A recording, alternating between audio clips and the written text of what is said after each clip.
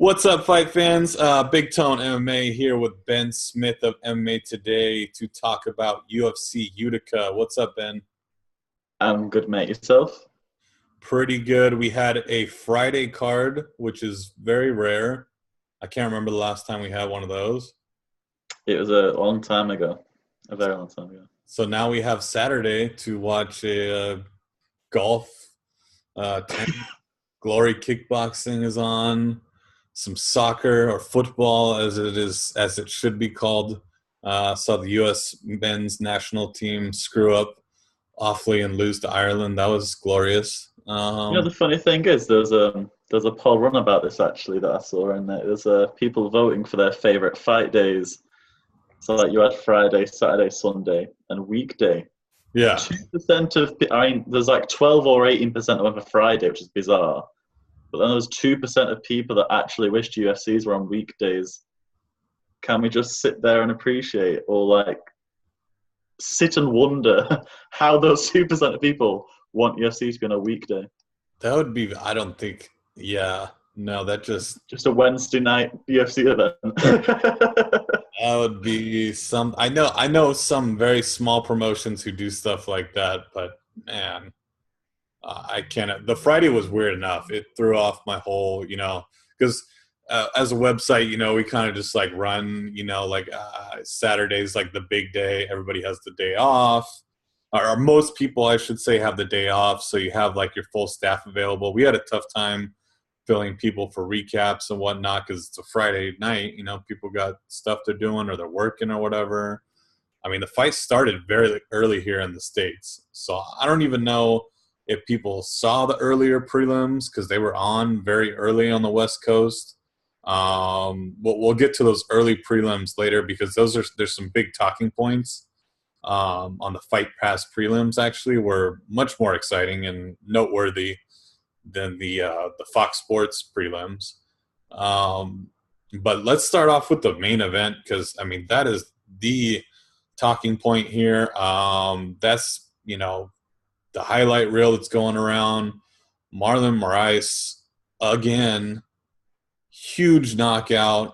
In my opinion, should be on some insane winning streak. I think, barring that awful split decision loss that he had in Brazil, he's like 14 on a 14 fight winning streak or something like that. Yeah. Um, How's were you? Did this surprise you? Jim Rivera obviously was on a great streak as well. I can't imagine he's ever been finished like this, and the fight lasted like 30 seconds. Were you expecting this? I'm not to discredit Murray at all, but I wasn't actually that surprised at how quick it ended for sure. Like I don't think anybody expected it to be a 30-second demolition job. But Rivera's just, I can't put my finger where it is, but there's just been something missing, and I've not really ever understood any hype about him. But I mean, you can't really discredit, what was it? I think it was a 15 fight win streak, I believe it was. Yeah, it's a So little odd pro fight because he got knocked out of the Ultimate Fighter. exhibition, but yeah. Yeah, so that doesn't count as a pro fight. But Dennis Bermudez, obviously UFC fighter now, or Yeah. whatever. So yeah, that a little odd, but yeah, yeah. But like going into that, I mean, he's on a massive run, and everyone's like, well, can anyone really stop him? And then Murray's like, we saw him against Sterling, but Sterling's one of those guys that seems to just halt at the elite level but beat good guys, you know what I mean? So for him to just go out there and dispatch a top guy like that was something special. Yeah, and like I don't even know if the last two wins really do justice to Moraes' game because both of them ended so quickly. Both were pretty much unstoppable. The knee that he landed versus Sterling was just perfectly timed and caught Sterling coming in. I mean, the basically for me, Marlon Moraes is like the Shevchenko of men's MMA right now. Like his Muay Thai is just on another level. Uh, I've trained Muay Thai for many years. The switch kick he pulled off and how fast it was to finish Jimmy Rivera, I don't think I could ever pull that off in my lifetime if I worked on it like every single day until the day I died. Like I don't think I could do it. Like it was just Jimmy Rivera like didn't know which leg was coming. Like he thought that, and the hesitation is what killed him. Like he had his hands up and he thought the other leg was coming, and then he thought, oh no, it's the other leg, it's a switch kick, and that hesitation just killed him. He just the slightest hesitation, and boom, he was done. And you put it perfectly there. I mean, realistically, I don't know if you feel free to disagree, but in terms of pound for pound exciting fighters throughout all the divisions, Marlon Moraes has to be in the top 10 in my opinion. Like his striking, as you say, is absolutely phenomenal, and the ability to finish fights like this, not just to strike well, but to finish fights like this. Not many in the UFC, in the whole of the UFC, can do it, never mind the division. But as you say, because they're so quick and short-lived, you feel like you don't really get to appreciate his work because there's so little of it. So whereas you've got like other hyped, I mean, I'm going to mention him. We'll say Conor McGregor. Like he had wars, and like the Alvarez fight, for example, there were several instances where he'd back against the cage and he'd batter him in numerous spurts. You don't get that Moraes. It's just one hit and you're out, and it feels like he can't really build any hype around him because of that. Yeah, it's kind of the same story. What he was, for people who don't know, the World Series of Fighting bantamweight champion. Honestly, probably one of the more successful guys that UFC has brought over from that promotion. David Branch also came from there. Who Justin Gaethje, of course. Well, yeah, Gaethje. But Gaethje's looking like he's a little bit off from a title shot. I think. Yeah, definitely. I think Moraes. This might be a hot take, but Moraes. I mean, he's looking like he might be more successful in the UFC than Gaethje at this point. He's certainly on that sort of, not in terms of legacy or past, like currently. He's sort of at a Cruz level where he's just kind of knocking on the door of Cruz and Cody. Cody and TJ, and like, look, can I get that title shot? Yeah, I mean, if it's not him, who's going to get it? Yeah, exactly. Especially if TJ wins again.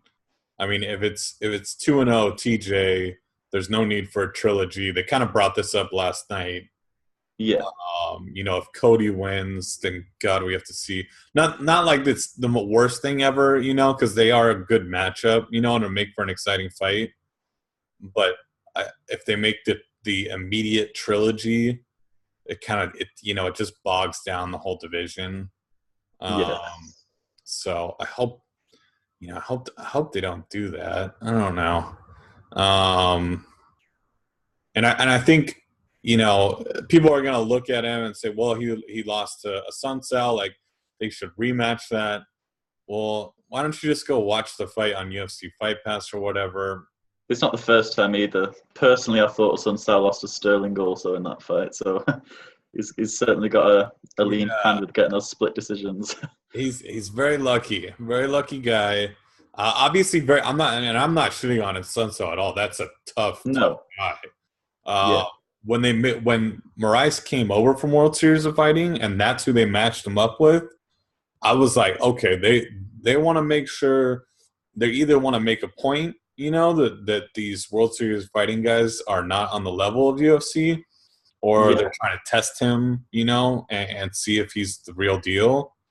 I thought he won the fight. I thought he passed, with flying colors and everything. Their styles don't really match up, so it didn't make for the most exciting fight. No, but I thought he did enough to get the win and kind of advance. So at least in my mind, he's totally deserving of a title shot. It's also not like he's got that split loss and not proved that he belongs there. Because I mean, his recent performances have more than justified him being near the top.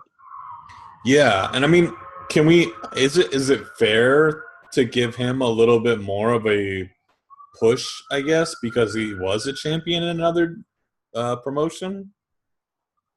It builds hype around the event, doesn't it? For sure. And I guess when you have that pedigree, of course, he's already been a champion. He has that mentality, that winning mentality. Now he's already proved that he belongs amongst the best in the UFC. I don't see why they can't just throw him in there. He's certainly capable. Yeah, definitely. I don't know. That switch kick still has me. I just don't know how he pulled it. It was so quick. It was so Yeah. it was just unstoppable. It was like what could um what could Jimmy Rivera have done? Like they 30 seconds they meet in the center of the octagon, kind of feel each other out, and then just boom, like unstoppable. That's scary. Do you think letting Moraes settle is a bad idea in hindsight? Of course, it's easy to say now, but do you think just backing off and sort of letting him settle and find his rhythm was a bad idea? For Rivera to let For him. Rivera to let him just do his own thing, yeah. Oh yeah, no. With the guy, so the game plan to fighting any Muay Thai fighter, which Moraes, let's like no question about it. Moraes is like very much a Muay Thai fighter, striker, I should say, not a fighter, striker. Is to pressure them. You can't give them space to work. I mean, that's the worst thing possible. You have to get right as soon as the fight kicks off. Get in their face, make them get their back up against the cage, ideally, and make them work off their back foot because for anyone who's trained Muay Thai, that's everything's offensive basically, and the wide stance and everything.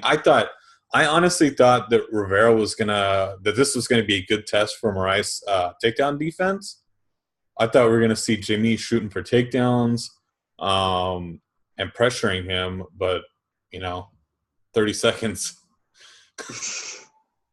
So, didn't really get a chance to see the takedown defense of Moraes. No.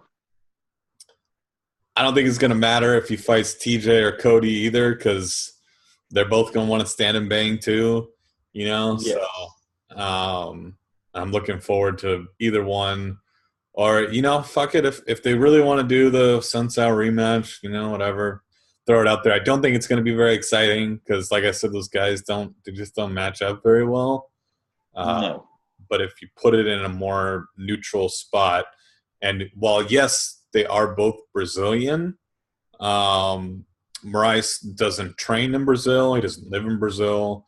Assunção is very much more quote-unquote Brazilian than he is. Just throwing that out there. Anyway, there was some crazy shit that happened on the Fight Pass prelims. Let's start with, okay, there was a lot of hype for Jose Shorty Torres coming into the UFC. And I think it's fair to call it hype. Jared Brooks, very experienced, proven guy, 13-1, had a extensive amateur career like Jose Shorty Torres did, as well as beating, good UFC opponents as well. And he came in as a decent underdog, actually. So I think it's fair to call, say that Jose Torres had some hype coming into this one. And yes. I mean, were you surprised by how that first round played out?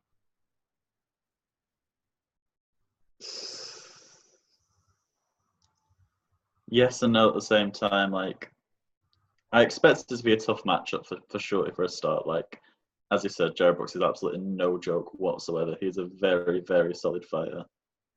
Proven he's been there, done it all. But I didn't expect it so dominant. Like, let's not get it twisted. That first round was domination. Like, it was not close. I'm still to check the first round stats, if I'm honest with you, but I think towards the end of the round, they were showing it's something like 30 significant strikes to 4. And then, of course, you had all the ground control. You had the submission, the half-hearted submission attempt, where I failed to get the hook underneath the chin. And it's like, what were Torres' moments like, and what was he trying to do? What was his game plan? Like, because every single time he's getting ragdolled.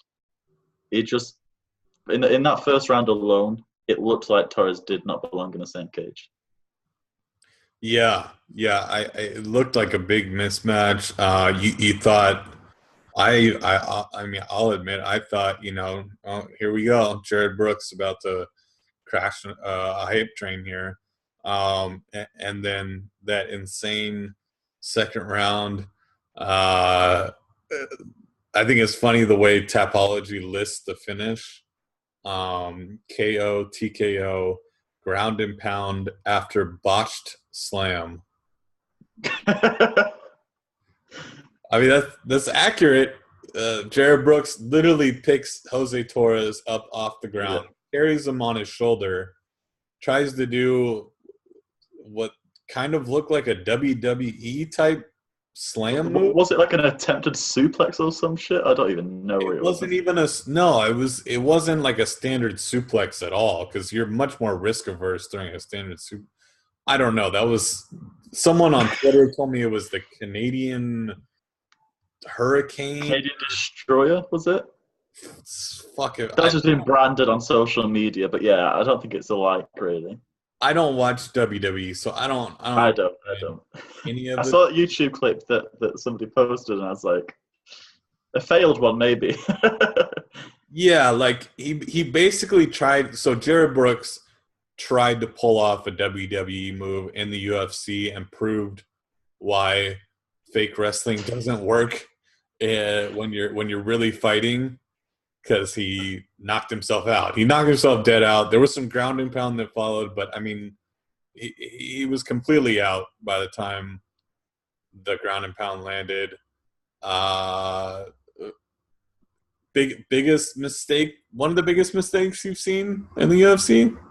Undoubtedly. I mean, he must have been watching that video replay of the guy that did the Jericho walls that time, because that's all good things, like trying to replicate another move there. But I've honestly no idea what he was thinking. Like, if it's like, I don't know, let's say a third round and you've got nothing to lose or something, sure, try that shit if you want. But when you've dominated a guy riding that much hype, as you say, when this could be like, would it be his biggest win in his career? I mean, possibly. Certainly up there. So, I mean, when you're doing that, going to second round, it's not like Torres had a good round. He looked very poor there too. And, yeah, you have the takedown, and then you try and emphasize that takedown in a weird, twisted, retarded way. I'm not sure what he was thinking. Yeah, the only thing I could think of, the walls of Jericho, but at least in the UFC, there was the Sean O'Malley fight where he his leg is completely done, and Andre Sukumtoth went for the takedown instead of just beating him up. That was a little. That probably tops it, and I'm not sure why. The thing is, right, that Brooks song was so bad that actually slipped my mind. That, for one moment in time, slipped my mind. How could I forget the Asian sensation? The Brooks one makes for such a better highlight reel. I mean, it's all over social media. It's got and this is always wonderful, and I'm saying this very, very sarcastically. It's always wonderful when the non-MMA sports sites pick up on stuff like that, because they just butcher our sports. So we both posted screenshots of the sports Bible. Yeah. And some horrendous stuff going on there. What did they say again? Their headline was amazing KO who does a Canadian Destroyer maneuver, shocked face. Like, what are you doing? Like, what are you doing? And okay, to play devil's advocate, because I know there's a small segment out there, including some people from our site, who want to give Jose Shorty Torres some credit for this. It's possible that once he got picked up off the ground, he was trying to be as risk averse as possible, right? Like he was trying to make Yeah, sure that when he did get slammed, he didn't take a lot of damage. So he positioned his body in a certain way, so he didn't take a lot of damage when he got slammed. But to take credit for the for the finish and the KO, it's ridiculous. I thought it was a little ridiculous. And even if somehow that was his doing. Well, one thing, would it not be illegal if he meant it? Or am I tripping? Would it not be illegal? What rule would it break? I don't think it'd be illegal. No, I don't know. no, I I don't. mean, he's effectively saying he's slammed his head onto the canvas. Like, can you do that shit? I don't know, but Yeah, I mean, Walt Harris did it. Not Walt Harris. Gerald Harris is known for his KO slams, Rampage. Um, like, I, I get it. Like, you want to give, you want to give the winning fighter credit. yeah, I just don't really think it applies in this situation. I think he got extremely lucky. fair. Um, and I thought in the post fight, he should have just, instead of like acting like you somehow, accomplished a KO in your Yeah, UFC, maybe just, be really humble and take a step back and kind of give all the credit to your opponent, and tell the fans you're gonna have a better performance next time out. I don't know. Anything besides what he said would have been better. well, I quite like Brooks as a fighter, and I was going into this neutral thinking, all right, might have a new star here in Torres with everyone raving about him. And after that, I was like, right, okay, you got lucky. Maybe it is bad performance, UFC jitters, whatever. Let's see what he has to say. And when the words came out of his mouth, quote unquote, I told you all I'd finish it in the second round. I did. I That lost me. That will never make me a fan of him again, unless he looks back as like I don't know a 38-year-old and think, fucking hell, what was I chatting on? Like it's just not going to happen. I can't have respect for that man that says that. Like It sounds so much worse when you read out what he said. Uh, Brooks was quite funny post fight too. He said, "Oh, you're lucky I KO'd myself." Like, do you ever think you'd hear that in your life? yeah. He said he's like 9 times out of 10, that doesn't happen or whatever. Like, so like you're gonna KO yourself. You're gonna KO yourself 10% of the time. Like, Dude, that's quite a worry, isn't it? Like, I I'd was really retire now. confused. I was like, maybe you should work on that move a little bit more. If that's the case. Maybe. Like, I don't know. Um, but I mean, as it stands now, Jose Shorty Torres made it to the UFC. This Hector Sandoval injury, he steps in, and this is we'll give Jose Shorty Torres this. He came in on late notice. He fought a very bad matchup. Jared Brooks was a terrible matchup for him. And he got lucky, and now he has a UFC win on his record. I So, guess he wrote his luck at the end of the day. You know, he took the risk and yeah. it somehow inadvertently paid off. So, I mean, And I mean, honestly, people are going to look back at the Jared Brooks loss and be like, oh, yeah, that's the time he KO'd himself. Like, it's not going to be like, oh, Jose Torres took it to him and, yeah. really, really classed him up, That's not how In the terms, fight's going to be remembered. in terms of matchups next, where do we go from here? Is it a Torres rematch with Brooks? Does he stay at that same caliber opposition, or do you give him a step down maybe after that performance? I would give him a step down if you want to. I mean, the Brooks rematch makes sense. It Yeah, totally makes sense because I mean it was such a weird fight. I mean, it's like you have to rematch at some point anyway. So if you want to do it right away, okay, do it right away. But if we're talking about building up Jose as a prospect, fighting Jared Brooks again would not be a good idea. no, I would give him someone a little bit farther down, skill wise. You know, 125. Some good match. I'm thinking of who he could fight, but not ranked right now. Yeah. Um, there's the really tall, the freakishly tall Asian guy. That would be an interesting one, I think, because you have freakishly tall versus very short. I think that would Yeah. be for a funny. It's a Uh, rising style matchup. yeah, just like when they face off and everything. To see this like 5'10" guy versus Jose Shorty Torres would be a little interesting. Um, yeah, but I definitely think it's a step down. What are you thinking? I think it has to be. I mean, if he came back in that second round and like solved his shit, looked great, sure you can face that same level. He proved himself in the end. Bad first round, but even the second, his striking looked so off. He was already being out wrestled as it was, and then his striking was just quite abysmal. If I'm being honest with you, I don't think he even landed in that second round. So yeah, Brooks proved to be too much of a test. It was late notice, as you say, so it's not like the UFC made that match as such. To be fair, No, so no. I mean,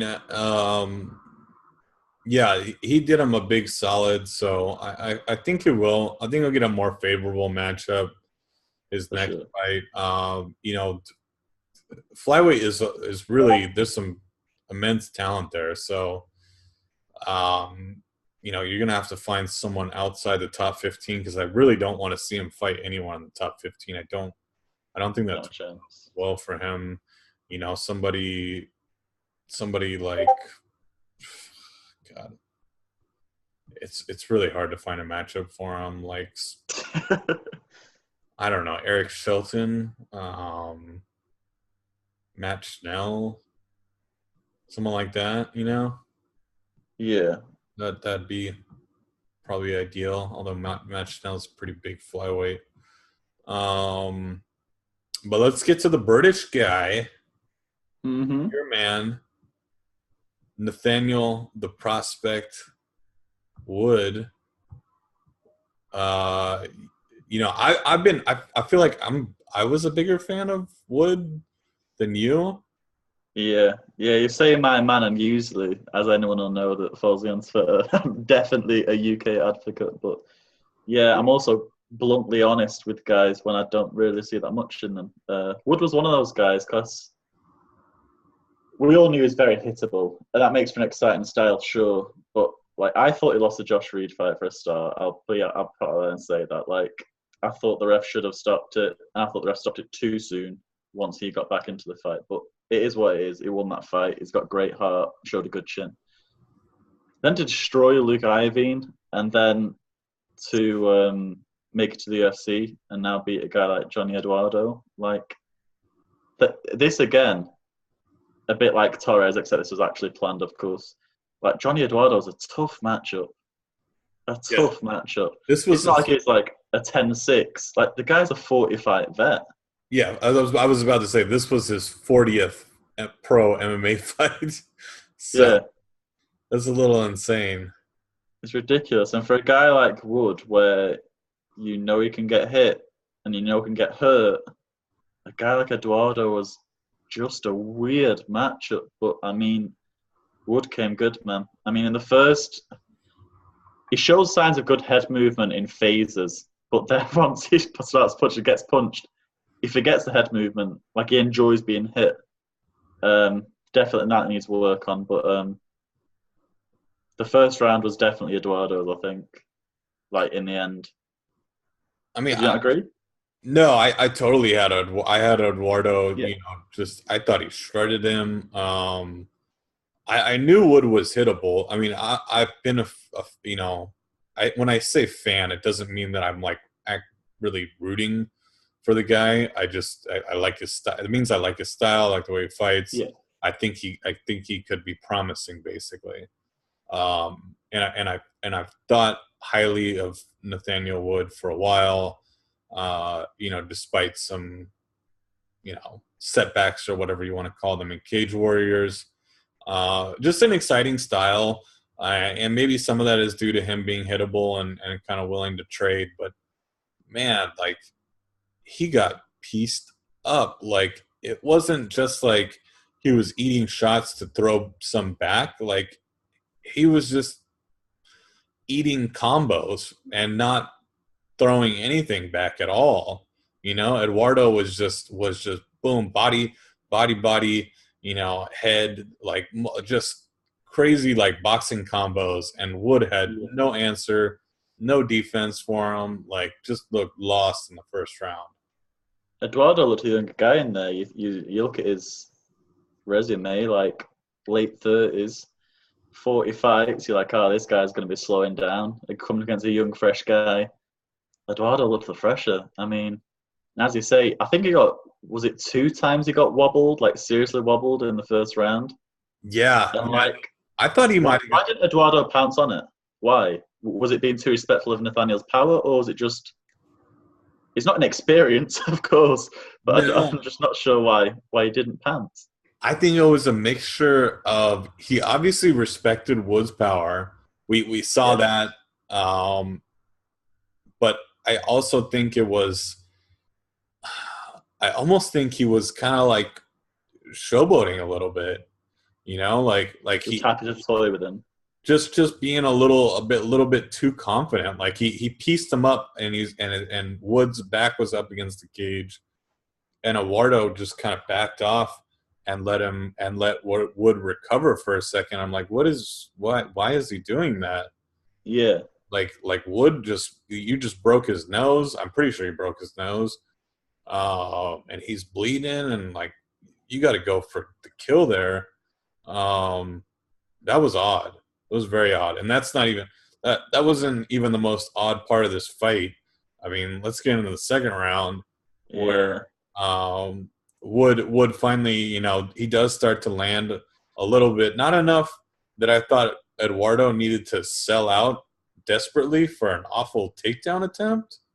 What was that? To me, it literally looked like he got on all fours, like saying, "Come take Nathaniel, please." Like he just basically sat there, ready to be taken into mount. I just didn't understand It where that looked came from.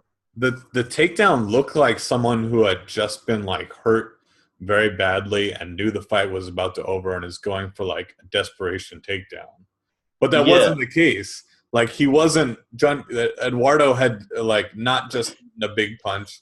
He wasn't wobbled or anything, so no, it just didn't make sense, you know?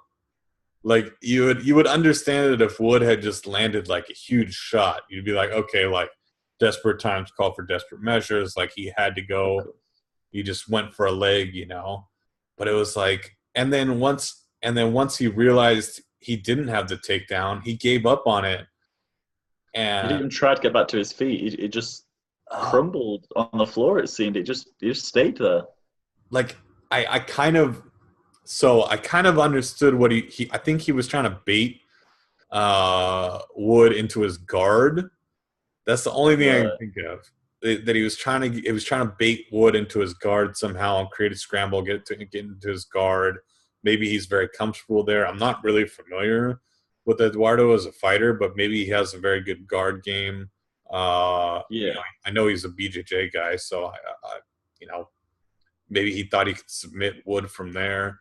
As it turns out, Eduardo is the one who gets choked out with a Darce. Very surprising, right? How many submission wins does Nathaniel Wood have on his resume? I want to say like 2, maybe. Two. I'm going to quickly check that actually. Not really a guy that's known for his submission. No, everyone talks about his blistering power, his walking forward style, getting in walls, and to do Yeah, that was bizarre. It's got one, two. his last It's four got wins have all been by KO, and they're all yeah. before that he had 3 submission wins in 13. So 3 subs, and like they were obviously like early on in his career. So against lesser guys that you and me could probably have a chance of subbing. You know what I mean? Yeah. But like yeah, just to Darce Johnny Eduardo like that, like I think everyone was just in a like what the fuck moment, to be honest. It really, yeah. So we're back to back.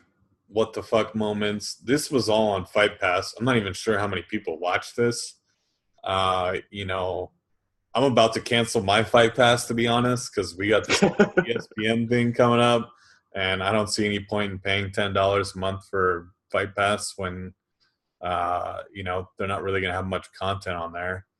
Um, so maybe it makes more sense for the international people. Maybe more international fans watched those two fights. I'm not sure how that all works. But that was, I mean, I hope you caught those because that was kind of the most exciting thing up until the main card. The rest of the Yeah, prelims were pretty brutal.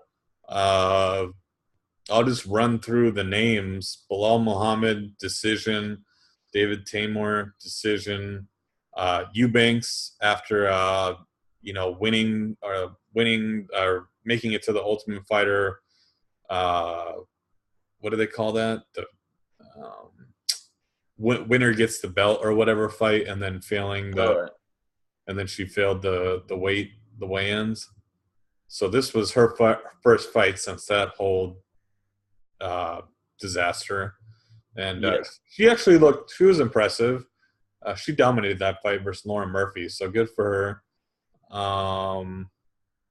Not sure about her calling out for a title shot. That seemed a little odd. all premature. You had a chance. You fucked up. It's Shevchenko's time now. And then getting in the main card, Sam Alvey did not get a KO, and the fight went decision. So you can guess how that fight went. It was not very exciting. And then it kind of picked up. You had Julio Arce subbing out Daniel Taymor, the brother, obviously, of David, who fought earlier on the card. Um, Ben Saunders landing a huge knee to the liver of Jake Ellenberger, possibly ending Jake Ellenberger's long career. But really, neither of these guys are going to be, in contention at 170. So it's kind No, of inconsequential. Um, the other two fights, they do actually have some meaning. I mean, Walt Harris, 265 is so devoid of talent, and Walt Harris is a guy who could still, he's not young. no. His record's not very good, but the division is so shallow, and I feel like he could still pull off a late, like honestly, 34 at heavyweight it might as well be young, right? I'd quite like him versus Justin Willis, to be honest. I That think would that'd be be a fun fun. matchup. Yeah, yeah. They See, seem very similar-ish styles. Of course, Willis is a little bit better from what we've seen so far, but I think that to them to be a brawl, and it's sorting that top 15 out, isn't it? Like who's a contender, who's just sort of the meh guys that you throw on the prelims. yeah, yeah. And to be fair to Walt Harris, I mean, that was a great performance. I mean, lands the overhand, dominates the first round, and then a big overhand left. Uh, really rock spits, and I think he did a good job of trying to hide the fact he was hurt, but Walt Harris wasn't buying it and just jumped all over him and ended him with some nasty ground and pound.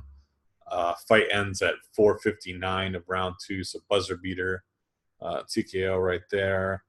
And then Gregor Gillespie, goddamn, I mean, he's entering.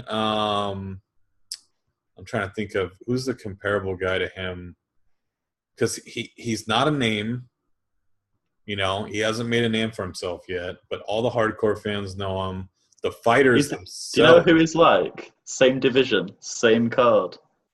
He's sort of a David Tamer, isn't he? I think them two are pretty much same level, to be honest with you. Do you think David Taymor's at that level? I do. I think with the timing of them being on the same card as well, like I certainly would not be against that matchup.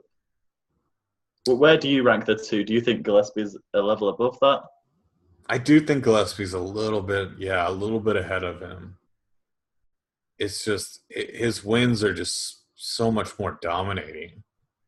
They're Yeah, just they're just I mean, uh, you know, 21-second KO, second round submission, another first round KO. Completely dominates Pichel here. I mean, takes him down, just ragdolling him all over the place, and then submits him. You know, he's just kind of like, oh, I'm bored with this. I'm going to submit you now. You know, kind of finish this. So I don't know. I don't know anybody who's going to want to fight him. That's a name in the division.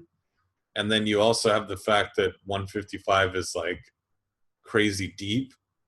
yeah, So there's a real issue there of like, who do you match him up with? Who is going to accept the fight with him? Because even though he's not a name, you know, all the fighters know who he is. So yeah. so if It's they that get, risk reward factor, isn't it? yeah, if they get offered him, they're gonna be like, fuck no, I'm good. I don't want to fight that guy. It's if I win, it doesn't do anything for me, and if I lose, then I lose to some guy nobody's ever heard of, and he's, Yeah. you know, he's gonna take my place or whatever in the rankings.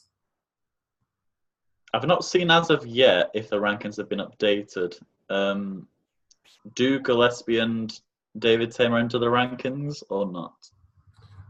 They won't be updated till like Wednesday usually. I feel All like.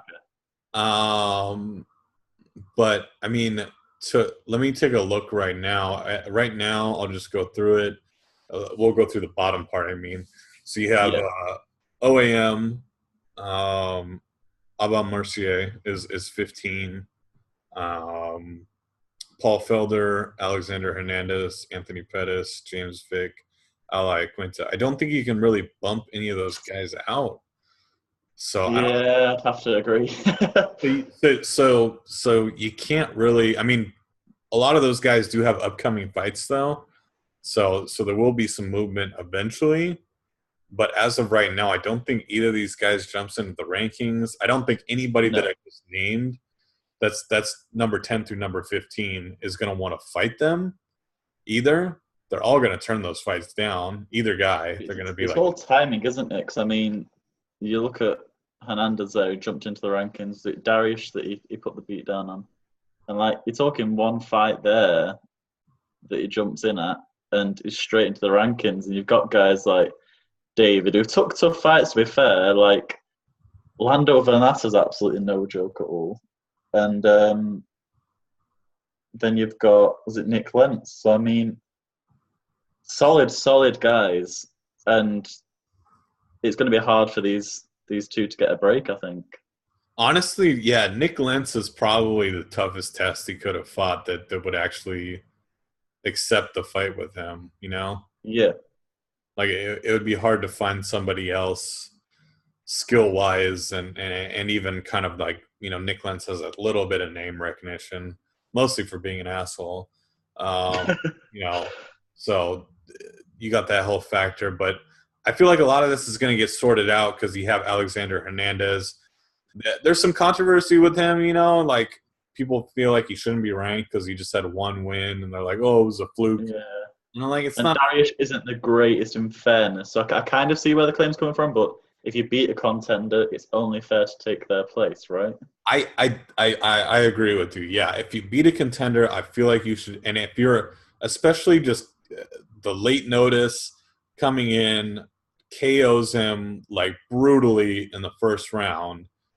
You know, if it was like a split decision win, you know, then you kind of be like, you know, whatever. Like we won't put him in the rankings. Like Yeah, we'll give him another fight. Now he's fighting OAM in Calgary, so that's going to be really tough for him.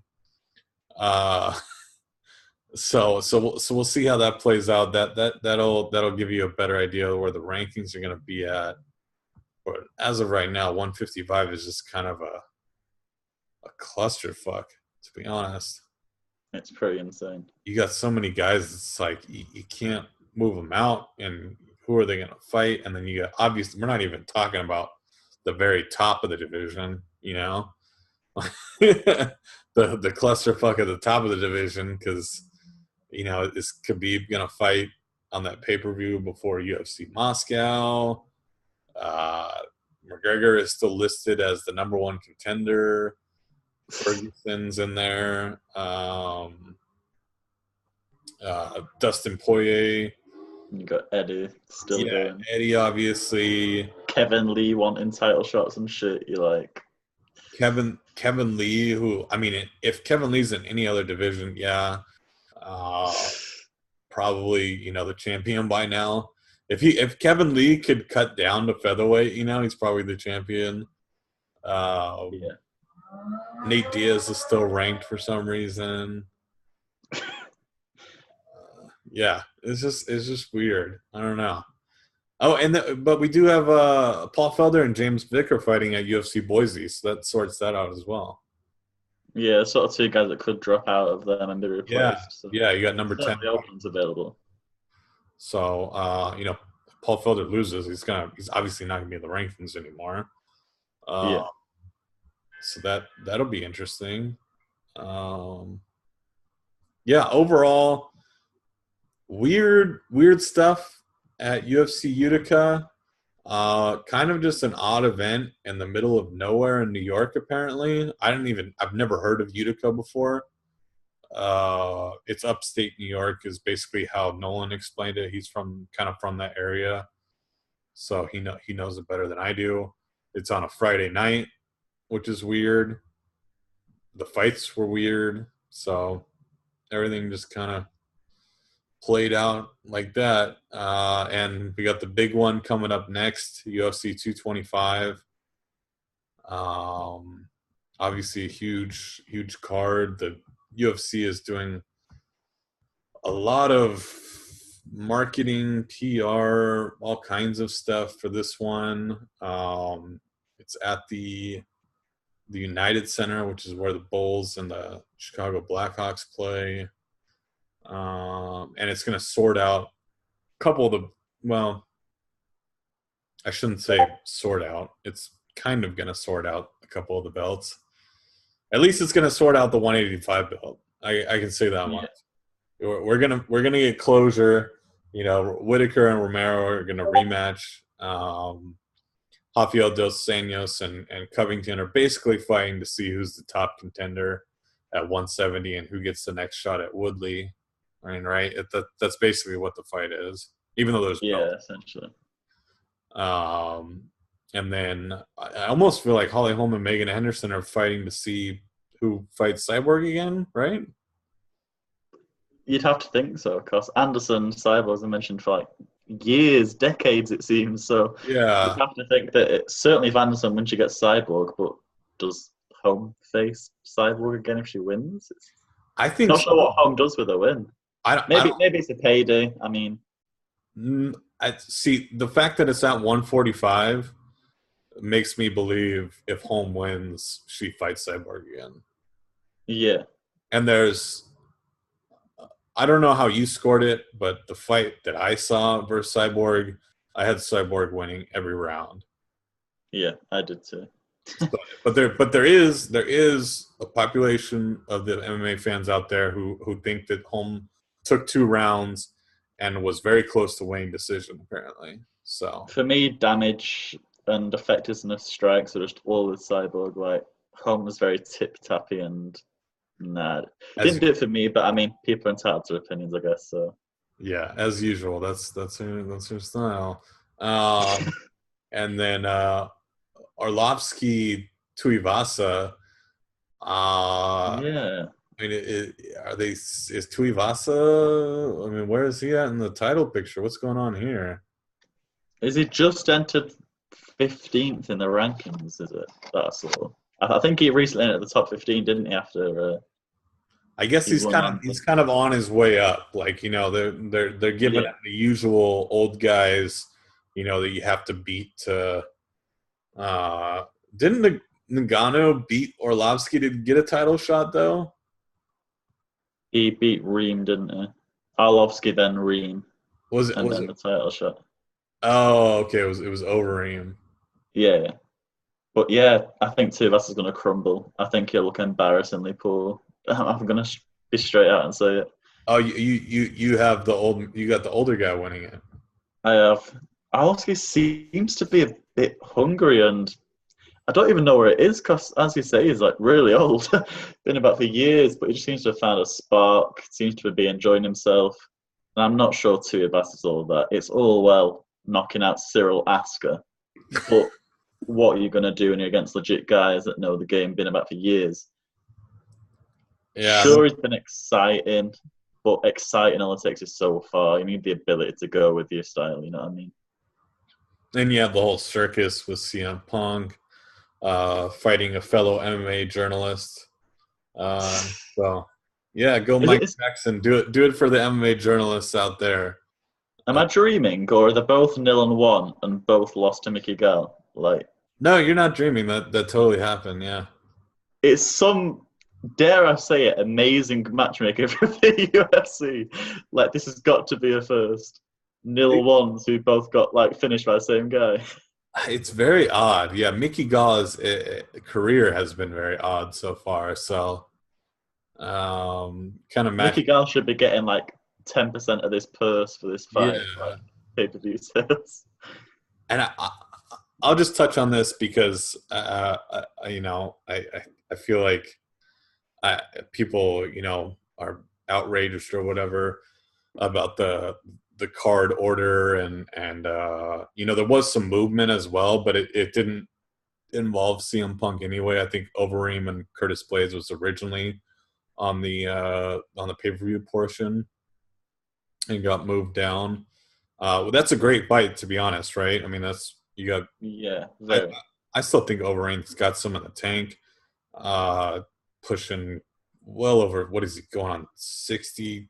God, 60th fight, 70th fight, I'm not sure. I think he's 60th. around 60. I think he's around 60. Yeah. I think he's about. I think this is his 60th fight. Um, and you got Curtis Blades, whose only losses to Nagano, and man, he looks super promising. Uh, Yes. you know, definitely a win here is big for him. But I mean, as far as why is CM Punk on the pay per view? It's because WWE fans spend more money than UFC fans do. There's a lot more of them. They outnumber us, basically. Like, I don't even know what it is. 3-1? I was going to say it must be like 3-4-1. Yeah. Yeah. It's not a small, it's not like, the NBA and baseball or something where they're neck and neck, and they all have teams in every city, and it's very close competition. This is like um, WWE is the TV deals speak for themselves, right? I mean, the TV deal that WWE just signed with Fox Sports is ridiculous. The money Yeah. involved in that deal it is insane. They're getting paid per year. What the UFC is going to make basically total over their entire contract. So, I mean, that kind of gives you an idea of how much bigger the WWE is. And I'm not a WWE fan, but I know a lot of WWE fans. Um, and so basically the way they view stuff like this, it's like it's their guy beating one of our guys. Even though Mike Jackson's never fought in the UFC before. Like Conor Floyd sort of thing. Yeah, it's like that. It's like the boxing guys are like, well, our guy beats your guy, or the UFC fans are like, our guy beats your guy. It's that kind of deal. They want CM Punk to get a chance at beating, a UFC fighter, and so they're gonna buy the pay per view. And goddamn, do they buy pay per views? They go nuts. Also, a couple things like UFC fans are going to watch the Overeem fight regardless of where it is. Like they know the cards, they search the cards, they look at all this beforehand. As a WWE fan, you're not going to check to see the upcoming UFC cards, but if you see CM Punk on the poster, on the advertising as being on the main card, that's going to make them realize. Like there'll be about what, probably 4 times, 5 times the amount of fans that are in the loop of CM Punk fighting due to him being main card. I'd say so. Oh, I'm sure. I'm sure every WWE fan like knows that CM Punk is about to fight on a UFC card. Like, he was very popular apparently over there, so he has a large fan base. And I'm sure the UFC will be pushing the fact, CM Punk on Yeah. on the pay per view. I, I'm kind of interested to see what angle they take. Because I mean, you have two 0-1 fighters, and like, how do you hype up a fight like that? I'm Oh struggling to no, think of. it's a weird one. I mean, the thing that I was most happy about was like sort of Overeem and Blades both came out on social media and was like, look, guys, we're not really asked. We'll fight on the fucking fight pass. We'll fight on like the early prelims if we must, like as long as the fight goes ahead. So I mean, when the fighters aren't bothered, I don't really see how the fans should be bothered either. The only way I would be mad is if someone was losing out on money. If someone's Of course. like if one of them had in their contract, pay-per-view percentage, a clause like that, okay, then you can be mad. But the fact that they're fighting on Fox Sports, I mean, more people are going to watch the Fox Sports prelims than are going to watch the pay-per-view. You know, Yeah. the pay-per-view buys never ever outdo the Fox Sports numbers. Um, so they're not losing anything there. So I really don't get. I don't really get the outrage. It was odd. I'll give you that. It didn't really add up. The moves that they made, but Yeah. I'm sure there was some reason for it. Um, Overall, just an insanely stacked card. Uh, there's not really any fights that you can point at and go, "That's I'm gonna go take a smoke break during this one." Take a tea break in England for those that listen in the Oh, UK. you guys don't smoke cigarettes? Okay, yeah, sure. I believe that. Uh, but like not to shit on UFC Utica, the one we just talked about, but I mean, there was plenty of fights in there where you could have been like, I'm gonna go grab some food right now, or I'm gonna walk the dog. Like, Yeah, you could have took a nap for a good hour of that card if we're being honest. Like, yeah, like there's not a single fight on UFC 225 that you can point at and be like, yeah, I'm not really interested in that one. I'm gonna go do something during that. yeah, So that really speaks to the matchmaking and how they're promoting this insane event, which I will be covering live. Just scary as fuck, but I'm also very excited. And yeah, that's pretty much it. To recap, Marlon Moraes, a beast. Very odd comeback, back-to-back odd comeback wins for Jose Shorty Torres and Nathaniel the Prospect Wood in their UFC debuts. The card was on Friday, so I wouldn't blame any of you if you totally missed that and woke up Saturday thinking there was a UFC card tonight. There is not a UFC card tonight. Maybe they'll replay it on Fox Sports 1. I don't know. I don't know how to rewatch that. So if you missed it, you missed it. But yeah, that's you the didn't miss much. that's the honestly, just go watch the Marlon Moraes fight or a highlight and watch the Slam KO and check out some of the finishes on the main card, and you'll be good. You'll be good. You can check that all out on MMAtoday.com. We have clips of all the finishes. So we'll plug that. That's the UFC Utica recap and a little bit of preview. I guess we previewed UFC 225 very, very briefly. Yeah. So we'll get deeper into UFC 225 on a later podcast, though. But thanks so much, guys, for listening.